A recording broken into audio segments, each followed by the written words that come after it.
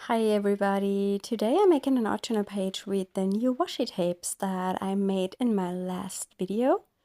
And there is already something going on this spread. I believe there was some leftover Brushos on my craft mat and I just dipped in the whole book page. And that's the color that's on there. I start by collaging some of that handmade washi tape. It's a gummed paper tape. That means there is some water activated glue on the back, and I wet this and then adhere it to my page. I'm just putting down some strips of the tapes randomly.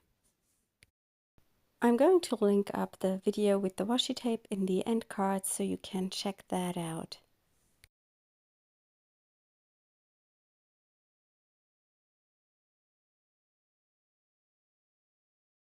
The journal that I'm working in is from Action. That's a European craft, not only craft supply store, but they carry a lot of craft supplies, which are super cheap.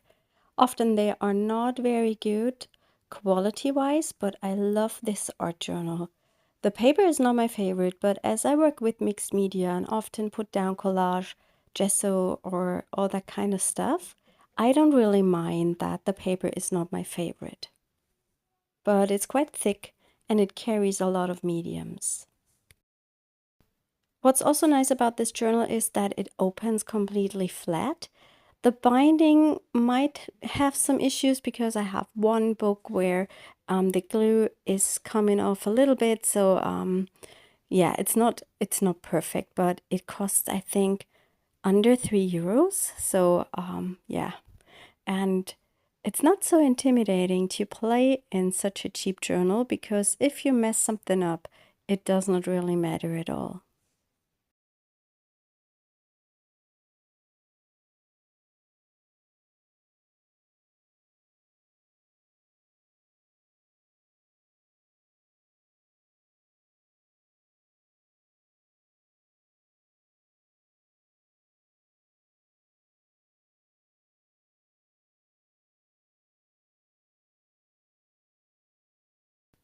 I think this is enough washi tape.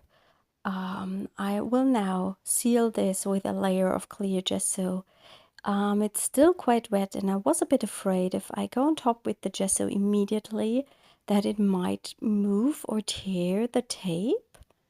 Yeah, but I didn't want to wait until this is dry, so I just took the risk and I'm applying it with a dough scraper. This is normally used in the kitchen, but I love it to apply gesso or gel medium. As there is already that Brusho color on my paper, this will activate with the clear gesso. And it moves a bit, but I don't mind that. The page is turning a bit more messy than it was before. But as I'm going on top with more brushes, it doesn't really matter.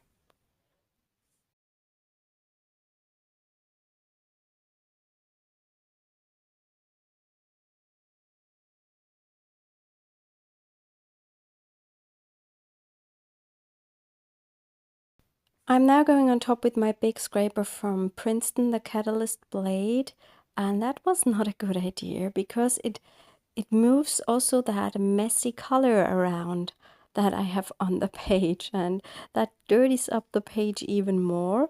Usually I do this with that scraper tool to make the papers lay flat, but I didn't have any problems with the tape at all. I let my page dry completely and now I go on top with Brushos again, and I'm using the Gamboge color, the emerald green and the turquoise. I also pulled out the black, but in the end I did not use it. I was just not sure if I want to have some really dark spots. I'm laying a piece of paper to protect the pages that are underneath just a little bit because I work with quite a lot of water. I'm using my sprayer here and wet the page so then I can sprinkle in the Brushos.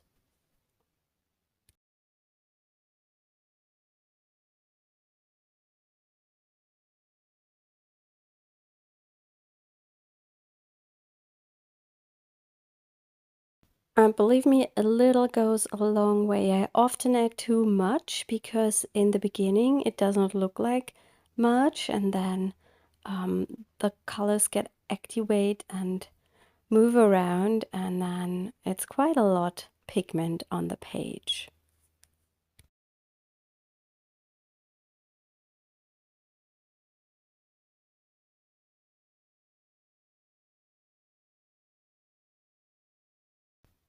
I'm going to let this do its own thing a little bit and just work a little bit in with the brush to move some pigments around in some areas and blend things out. And I also use a damper brush to soak up puddles of paint or water because I think once they are dry, the areas with the puddles often look a bit dull and muddy, so I prefer to just soak that up.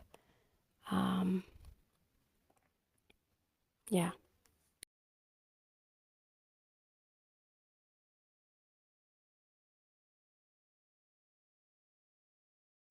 I'm going to let this dry again and then come back and add some highlights with white splatters.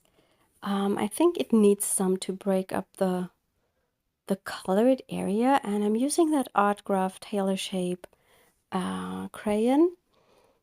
It's my favorite white paint because it's very opaque and intense. Of course, you could use an acrylic ink or thinned down acrylic paint or gesso. With the Brushos, they will always bleed into your next layer because they are so pigmented.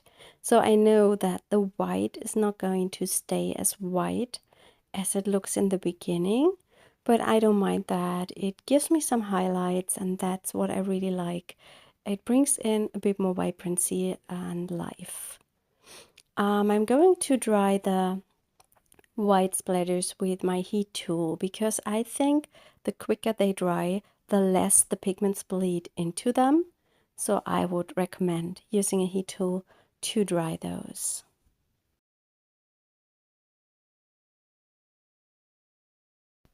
I really like that white big spot I got here at the bottom, and I thought I would love to have more bigger splatters as well, and that's what I'm doing now. And I will let these dry on their own because it's a lot of water and paint, and I don't want to heat everything for a long time, so I just let this sit until it's dry.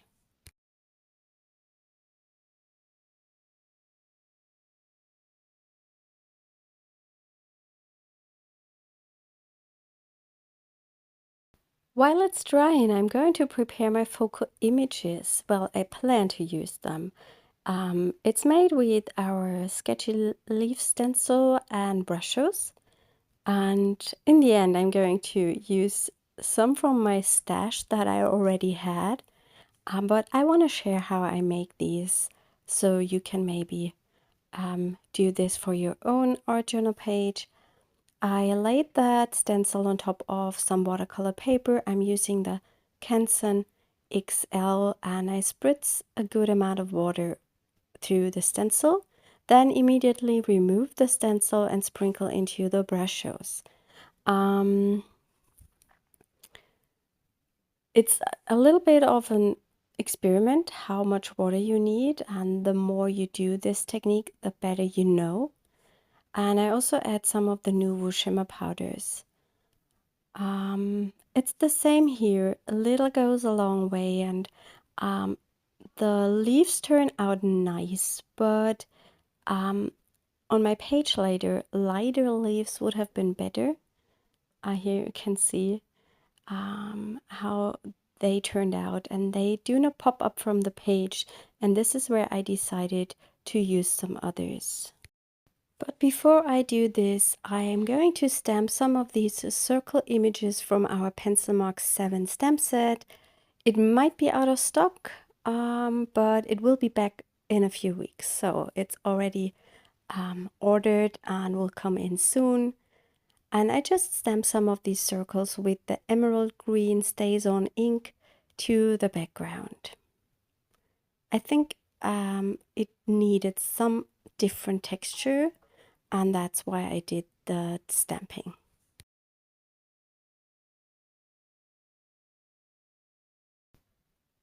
And here you can see the leaves that I then picked and I liked more.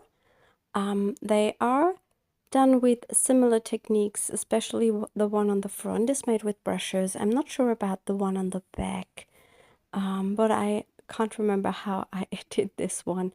It's just less in color. And I also found this bird. It's from our Textured Birds #2, which I had already colored in. And the colors were matching the colors on my page quite well. There's just some purple going on here, and I think I need something underneath to bring in that purple again.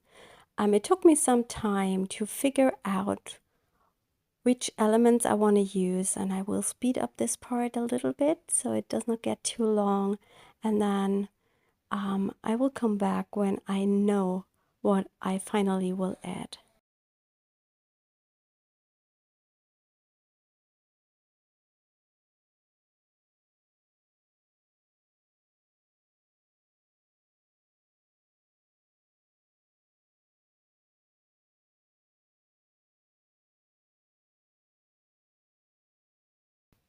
I decided to pick the lighter leaves, and at this stage I thought I would pick this birdie.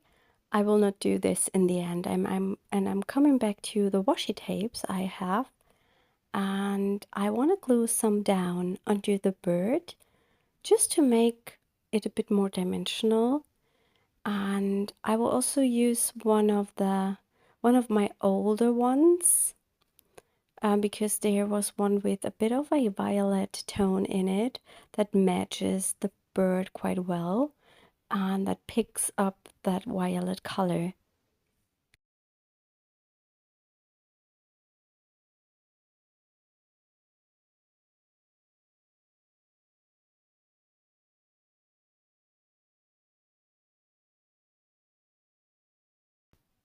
I'm tearing some pieces of the washi tape, and I decided to pick this one because of that pink violet color here and the contrast it gives me against the greenish background. I'm combining this with that vintagey piece, and I laid the other piece aside because it does not fit the page. If I have these pieces left over, I just keep them and use them on a future project.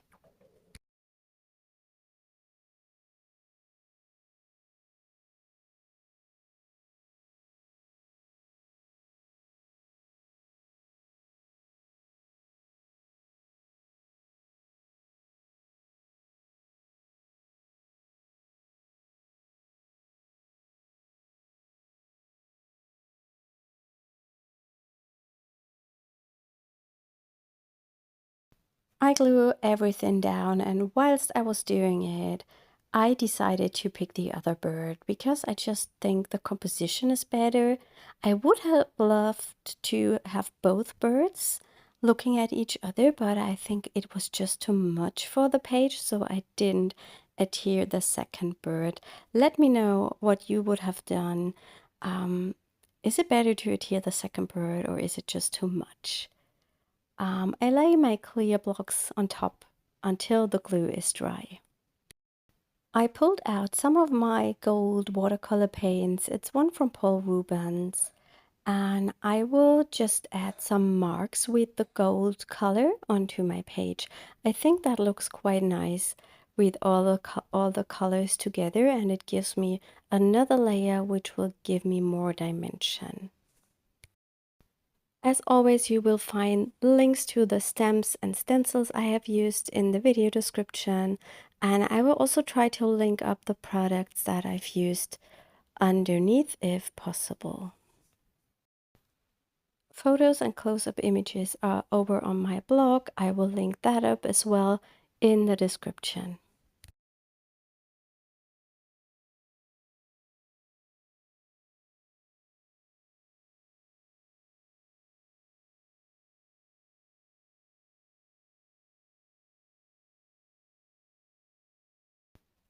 as the white areas of my page are a little bit dirty because of the mess I made in the beginning with the gesso, I decided to maybe cover this with a white gouache stick, and that works a little bit. So it just tones down the mess on the white areas. I'm blending it in with my fingers so it does not show up as much.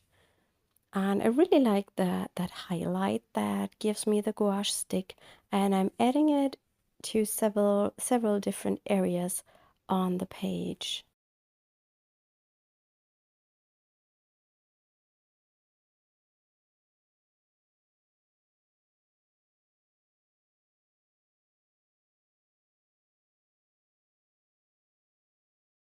Yes, and that is my page for today. I really like how it turned out, and I think I will do something similar again soon.